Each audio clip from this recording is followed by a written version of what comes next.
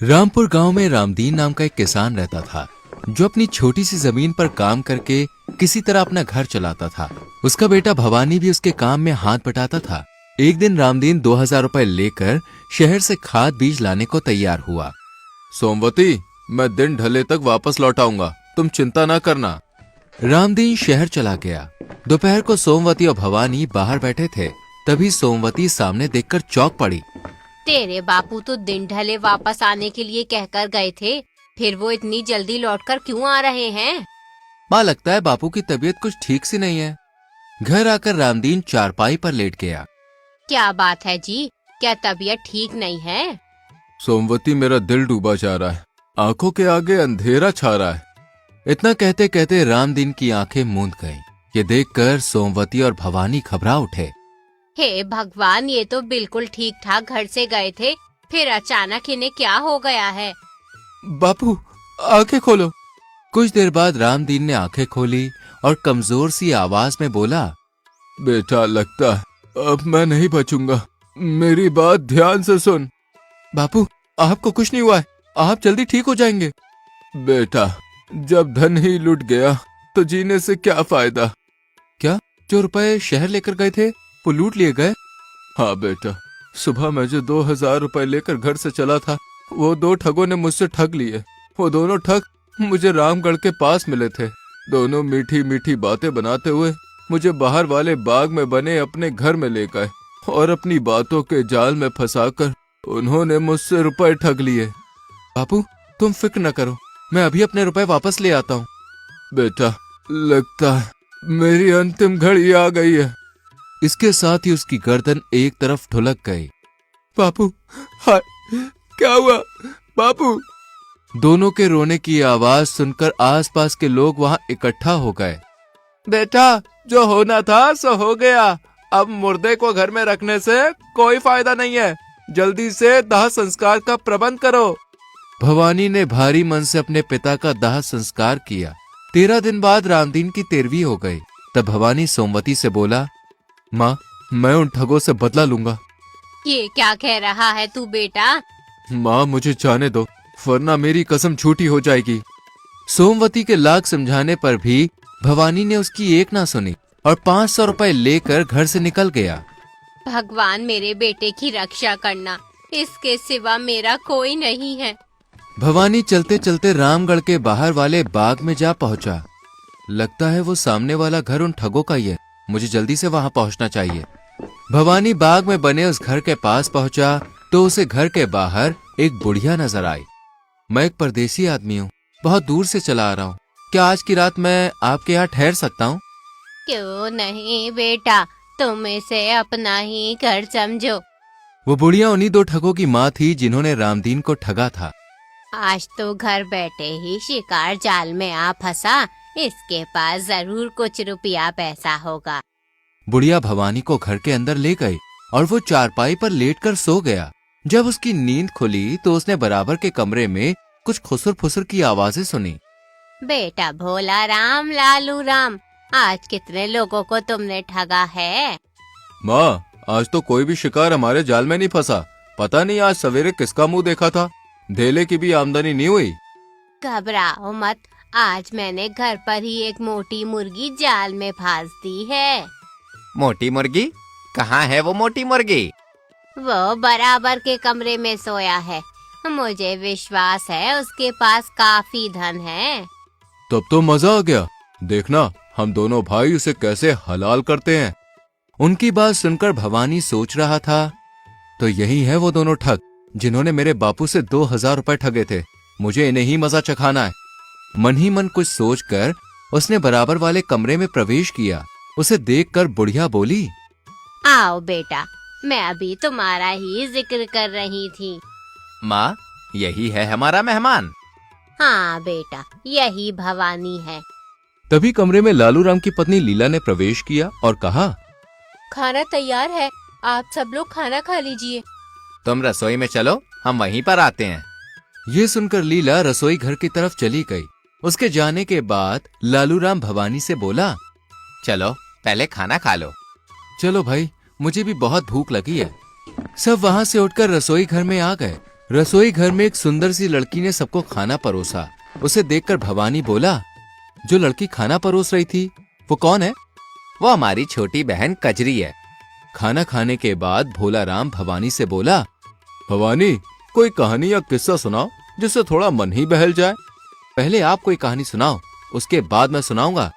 ठीक है, पहले हम दोनों एक किस्सा सुनाएंगे, पर हमारी एक शर्त है, और वो ये है कि हम जो भी बात सुनाएंगे उसे सुनकर तुम्हें हमारी हाँ में हाँ मिलानी होगी। अगर तुमने हाँ में हाँ ना मिलाई तो तुमको हमें 500 रुपए देने होंगे। मुझे तुम्हारी शर्त मंजूर है। ये सुनकर मन ही मन प्रसन्न होते हुए भोला राम ने कहना शुरू किया, बात उन दिनों की है जब मैं छोटा सा था। एक बार हमारे गांव में बिल्कुल भी बारिश नहीं हुई, तो गांव के सब लोग परेशान होकर मेरे दादाजी के पास आए और उनसे कहा कि किसी तरह गांव में बारिश करवाइए। मेरे दादाजी के पास एक बहुत लंबा बांस था। उन्होंने वो बांस उठाया और उसको ऊपर करके बादलों की ओर किया। दादाजी ने बांस से कई बार बादलों को हिलाया। ऐसा करते ही बारिश होने लगी। कहो भवानी, मेरी कहानी कैसी लगी? तुम्हारी कहानी तो बिल्कुल सच्ची है।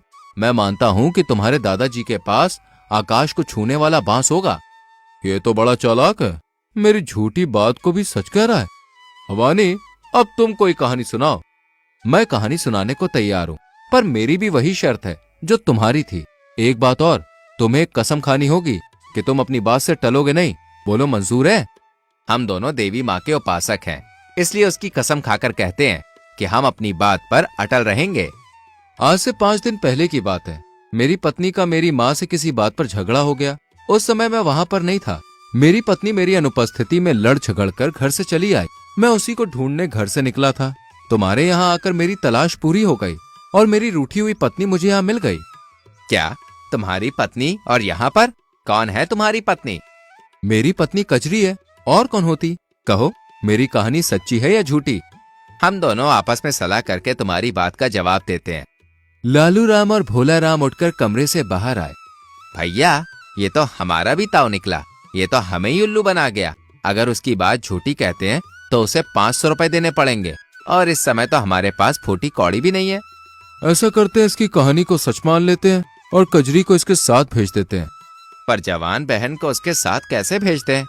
भाई, जब हमारे पास 500 रुपए होंगे तो भवानी को 500 रुपए देकर कजरी को वापस ले आएंगे। फिर दोनों भवानी के पास आए। चूंकि हमने कसम खाई है, इसलिए हम सच कह रहे हैं कि तुम्हारी कहानी सच्ची है। तब तो मैं कजरी को अपने साथ लेके जा सकता हूँ। भवानी, इस समय हमारे पास 500 रुपए नहीं है, सो तुम कजरी को अपने साथ लेके जा सकते हो। पर देखो, आज से ठीक 5वें दिन हम तुम्हारे गांव आएंगे और तुम्हें 500 रुपए देकर कजरी को छुड़ा ले जाएंगे। मुझे कोई एतराज नहीं है भाई। तब लालू राम और भोला राम अपनी माँ के पास गए और उसे सारी बात बताई। भवानी को ठगने के चक्कर में तो हम खुद ठगे गए। तुम फिक्र ना करो माँ, हम जल्द से जल्द कजरी को वापस ले आएंगे। फिर भवानी कजरी को साथ लेकर अपने घर की ओर चल पड़ा। आधी रात के करीब वो घर पहुँचे। सोमवती इस समय पुत्र को देखकर चकित रह गई। बेटा, तू इस समय कहाँ से आ रहा है और ये लड़की कौन है? माँ, मैं आज उन दोनों ठगों को अपने जाल में फंसा कर आया हूँ। अब मैं जैसे जैसे जाल को खींचूंगा वैसे वैसे उन ठगों को नानी याद आती जाएगी। तब भवानी ने कजरी के बारे में सोमवती को बताया। सारी बात जानकर सोमवती घबरा उठी। बेटा, तू उन दोनों को मात देकर आया है, इसलिए अब वो तेरे से खार खाए बैठे होंगे। माँ, तेरे बेटे का कोई कुछ नहीं बिगाड़ सकता। तू बेकार में डर रही है। कजरी माँ बेटे की वार्तालाप चुपचाप सुन रही थी। सारी बात जानकर वो भवानी से बोली, मुझे दुख है कि मेरे भाइयों की वजह से तुम्हारे पिता की मृत्यु हुई। दोष तुम्हारा नहीं, मेरे भाइयों का है। मुझे तुमसे कोई शिकायत नहीं है। कजरी को भवानी के घर पर आए हुए 4 दिन बीत गए। इन 4 दिनों में उसने सोमवती को कुछ भी काम नहीं करने दिया। भगवान ऐसी मेहनती बेटी सबको दे। इस घर को ऐसी ही बहू की जरूरत थी। अगर कजरी इस घर की बहू बन जाए तो कैसा रहे। इधर रात को लालू राम और भोला राम बहुत बड़ी ठगी करके वापस लौटे। माँ, आज तो हमने बहुत तगड़ा हाथ मारा है। पूरे 10,000 रुपए हाथ लगे हैं। ये तो बहुत अच्छी खबर है। अब तुम दोनों कल जाकर भवानी को 500 रुपए देकर कजरी को वापस ले आओ। ठीक है माँ। उधर 5वें दिन सुबह भवानी कजरी से बोला, आज तुम्हारे दोनों भाई तुम्हें लेने आएंगे। क्या तुम उनके साथ जाना चाहोगी? नहीं, अब मैं उनके साथ नहीं जाऊंगी। तुम्हारी दुख भरी कहानी सुनकर मुझे अपने भाइयों से घृणा हो गई है। ठीक है, अब मैं जैसा कहूँ वैसा ही करना। इससे पहले कि तुम्हारे दोनों भाई यहाँ पे आ पहुँचे, तुम बढ़िया पकवान बनाकर तैयार कर लो। कजरी को ये निर्देश देकर भवानी सोमवती के पास पहुँचा और बोला, माँ, आज कजरी के दोनों भाई आने वाले हैं। आज देखना मैं उन्हें कैसे उल्लू बनाता हूँ। क्या करेगा तू भवानी? तब भवानी ने अपनी माँ को अपनी योजना बताई। मैं नहीं जानती थी कि तू इतना अक्लमंद है रे। अब मुझे विश्वास हो गया है कि तू उन दोनों ठगों के छक्के छुड़ा कर रहेगा। भवानी आंगन में पहुंचा। वहाँ 2 बकरियां खड़ी हुई थी। उसने एक बकरी को साथ लिया और गांव के बाहर की ओर चल दिया। गांव के बाहर पहुंचकर वो एक पेड़ के नीचे बैठ गया। मुझे यहाँ बैठकर उनकी प्रतीक्षा करनी चाहिए। वो दोनों इसी रास्ते से रामपुर में प्रवेश करेंगे। भवानी को वहाँ पर बैठे हुए काफी समय व्यतीत हो गया। तभी उसे दूर से 2 आदमी आते हुए दिखाई दिए। लगता है यही लालू राम और भोला राम है। जैसे ही वो दोनों भवानी के समीप पहुंचे, आओ भाइयों, बैठो। लंबे सफर से आ रहे हो, पहले थोड़ी देर यहाँ पर बैठकर सुस्ता लो, फिर घर चलेंगे। तुम ठीक कह रहे हो भाई। लालू राम और भोला राम पेड़ के नीचे बैठ गए। तब भवानी बकरी से बोला, बकरी, जल्दी से घर जाकर सूचना दो कि मेहमानों के लिए जल्दी से भोजन बन जाना चाहिए। हम तुम्हारे पीछे पीछे आ रहे हैं। इतना कहकर भवानी ने बकरी को गांव की ओर दौड़ा दिया। कमाल है, एक बकरी घर जाकर सूचना देगी। क्या ऐसा हो सकता है? बिल्कुल हो सकता है भाई। आओ अब घर चलें, खाना तैयार हो गया होगा। तब वो दोनों भवानी के साथ उसके घर की ओर चल दिए। घर पहुंचकर भवानी सोमवती से बोला, माँ, मैंने बकरी को खबर देने के लिए घर पर भेजा था। क्या उसने खबर दे दी? हाँ बेटा, उसने कहा था कि मेहमानों के लिए खाना बनाना है। तुम हाथ मुंह धो लो, खाना तैयार है। जरूर कोई खास बात है उस बकरी में। माँ, वो बकरी कहाँ है? बेटा, उसे मैंने आंगन में बांध दिया है। हमें इस बकरी को किसी भी तरह से भवानी से ले लेना चाहिए। ये हमारे बड़े काम की है। जब वो खाना खा चुके तो भवानी हाथ धोने चला गया। तब लालू राम भोला राम से बोला, हमें से चमत्कारी बकरी ले लेनी चाहिए, पर भवानी हमें अपनी करामाती बकरी क्यों देगा? ऐसा करते हैं, हम जो 500 रुपए लाए उसके बदले हम भवानी से वो बकरी ले लेंगे। फिर दोबारा आकर हम भवानी को 500 रुपए दे देंगे और कजरी को ले जाएंगे। तब तक कजरी यहीं पर रह लेगी। हाँ, ये ठीक रहेगा। भवानी को आने दो, उससे बात करते हैं। थोड़ी देर बाद भवानी आया और उनसे बोला, मैं जानता हूँ कि तुम कजरी को वापस ले जाने के लिए आए हो। लाओ 500 रुपए निकालो। भवानी, हम 5 दिन बाद कजरी को लेने आएंगे। एक काम करो, इस समय तुम हमसे 500 रुपए लेकर अपनी बकरी ही दे दो। पर मैं अपनी बकरी तुम्हें कैसे दे सकता हूँ? वो तो मेरे बड़े काम की है। लालू राम और भोला राम ने भवानी से काफी मिन्नतें की। तो भवानी बोला, जब तुम मुझसे इतनी विनती कर ही रहे हो तो ठीक है, लाओ 500 रुपए निकालो और बकरी को ले जाओ। लालू राम ने फौरन जेब से 500 रुपए निकालकर भवानी को दे दिए। बकरी को लेकर वो दोनों वहां से चले गए। तब भवानी कजरी से बोला, देखा कजरी, तुम्हारे भाई तुम्हें छोड़कर बकरी खरीद कर चले गए। मुझे लज्जित ना करो और मेरे खुदगर्ज भाइयों का मेरे सामने नाम तक न लो। इधर लालू राम और भोला राम गांव के पास पहुंचे तो लालू राम बकरी से बोला, बकरी, जल्दी से हमारे घर पहुंचकर हमारे आने की सूचना दो और लीला से कहना कि हमारे लिए खाना बनाकर रखे। बकरी उछलती कूदती वहां से चलती बनी। अब देखना बकरी का कमाल, घर पहुंचने पर हमें खाना तैयार मिलेगा। कुछ ही देर में वो दोनों अपने घर जा पहुंचे। उन्हें देखकर उनकी माँ ने कहा, कजरी कहाँ है? क्या उसे साथ नहीं लाए? इससे पहले कि भोला राम कुछ कह पाता, लालू राम बोला, माँ, क्या खाना नहीं बना? मैंने तो बकरी को अपने आने की सूचना देने के लिए घर भेजा था। बकरी? यहाँ तो कोई बकरी नहीं आई। बकरी घर नहीं पहुँची? ये कैसे हो सकता है? हमने खुद अपनी आंखों से उसका चमत्कार देखा था। भाई, गलती हमारी है जिसकी वजह से बकरी घर नहीं पहुंची। पर हमारी गलती क्या है भाई?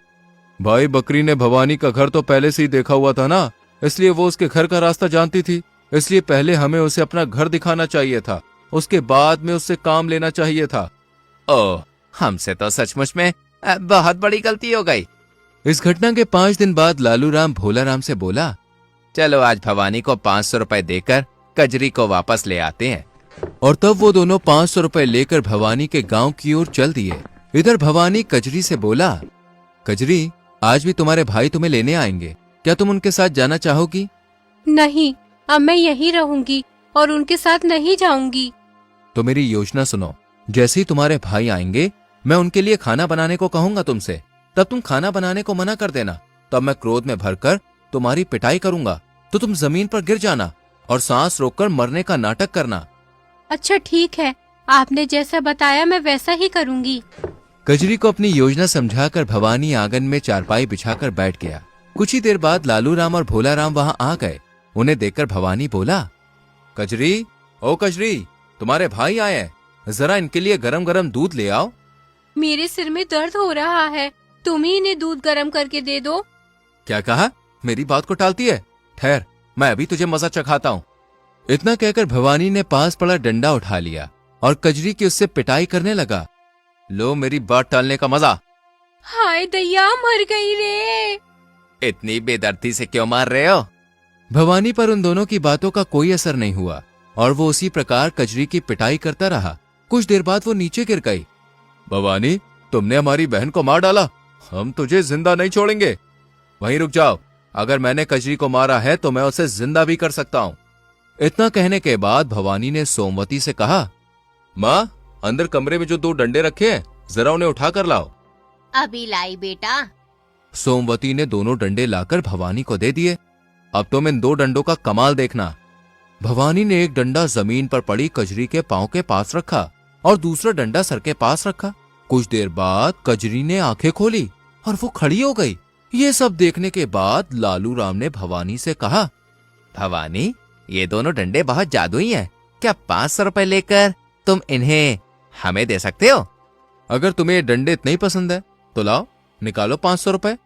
लालू राम जो पैसे कजरी के बदले में भवानी को देने आया था, उसने उन्हीं 500 रुपए में वो दोनों डंडे भवानी से खरीद लिए। तब भोला राम ने भवानी से कहा, भवानी, हमारे पास जो रुपए थे वो डंडे खरीदने में खर्च हो गए, इसलिए हम दोबारा रुपए लेकर कजरी को लेने आएंगे। ठीक है भाई, जैसी तुम्हारी मर्जी।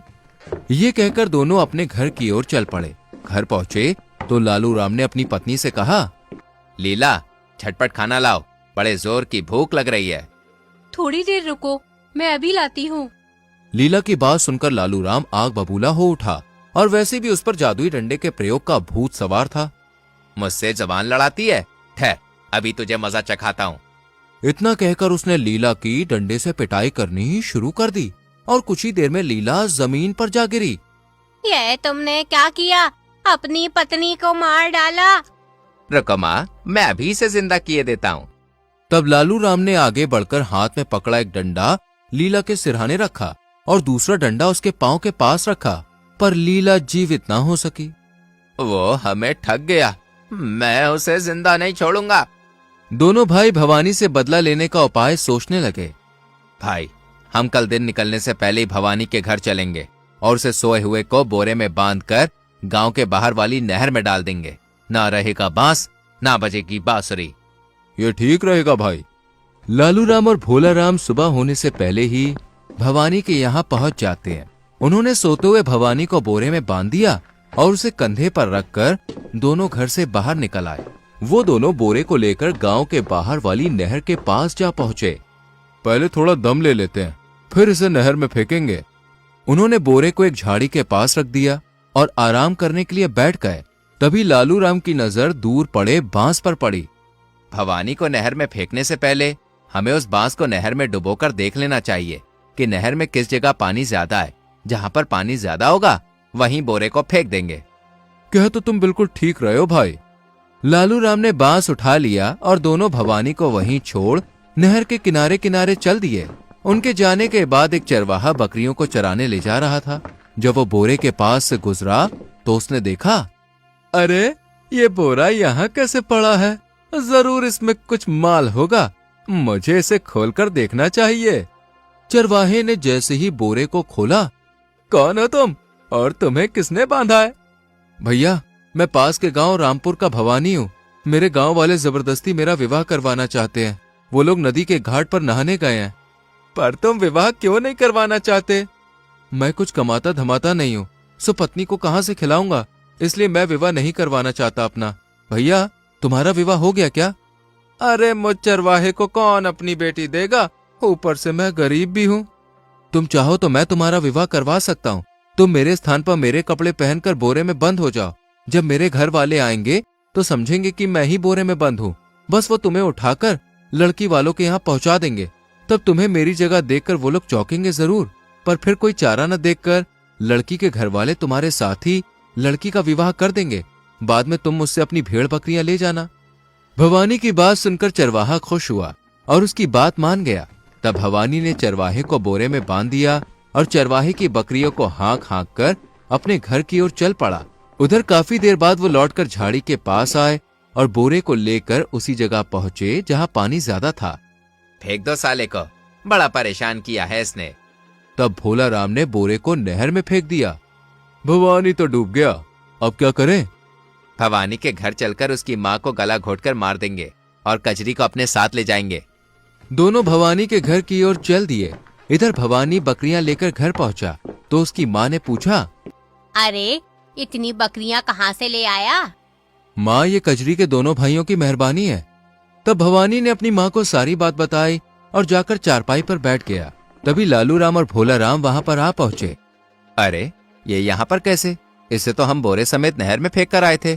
कहीं ये भवानी का भूत तो नहीं? अभी वो दोनों आश्चर्य में डूबे हुए खड़े ही थे कि भवानी ने कहा, तुम लोगों के कारण आज मुझे इतनी सारी बकरियां मुफ्त में मिल गईं। वो कैसे भवानी? वो ऐसे कि जिस स्थान पर तुमने मुझे फेंका था उस जगह पर नहर के अंदर खूब सारी बकरियां थी। मैं सबको हाँक हाँक कर अपने घर ले आया, पर तुम लोगों से एक बहुत बड़ी गलती हो गई। तुम लोग जरा मुझे और आगे नहर के पानी में फेंकते तो बस भाई मजा ही आ जाता, क्योंकि जहां मैं नहर में गिरा था उससे कुछ ही आगे बढ़िया नस्ल की खूब सारी गाय भी थी। इन बकरियों की जगह अगर मैं उन दुधारू गायों को लेकर आता तो ज्यादा फायदे में रहता।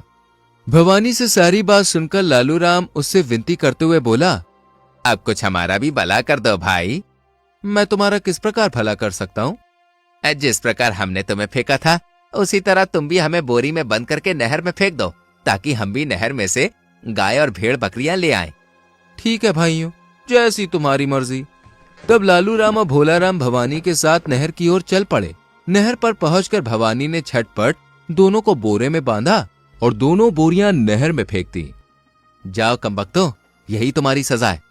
जब दोनों बोरियां नहर में डूब गईं तो भवानी घर वापस लौट आया।